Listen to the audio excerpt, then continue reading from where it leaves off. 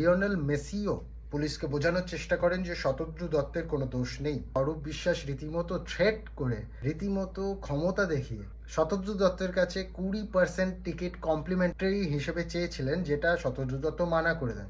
এরপরে অরূপ বিশ্বাসের জবাব ছিল যে এটা তো আমারই মাঠ, দেখো কি করো, আমরা তো দেখে নেব।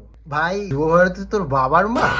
কিভাবে সেই অনুষ্ঠান পণ্ড করা হবে এর কিছুটা আঁচ কিন্তু অনেকেই বুঝতে পেরেছিলেন। রিসেন্টলি মনোজ তিওয়ারি কিন্তু বলেছেন যে সে ইনভিটেশন পেয়েছিলেন মেসির ইভেন্টে যাওয়ার, কিন্তু সে যাননি কারণ সে জানতো যে এরকম কিছু একটা হবে। শতদ্রু দত্ত এটাও বলেছেন যখন সে জেট ফ্লাইটে উঠে গেছিল, মেসি, রদ্রিগো দি পল, লুইস সুয়ারেস এবং তাদের ম্যানেজাররা ওখানে উপস্থিত ছিল। এমন সময় কলকাতা পুলিশ প্লেনের ভেতর থেকে তাকে অ্যারেস্ট করতে যায়, যার প্রতিবাদে সবাই মুখ খুলেছিলেন। এমনকি লিওনেল মেসিও পুলিশকে বোঝানোর চেষ্টা করেন যে শতদ্রু দত্তের কোনো দোষ নেই।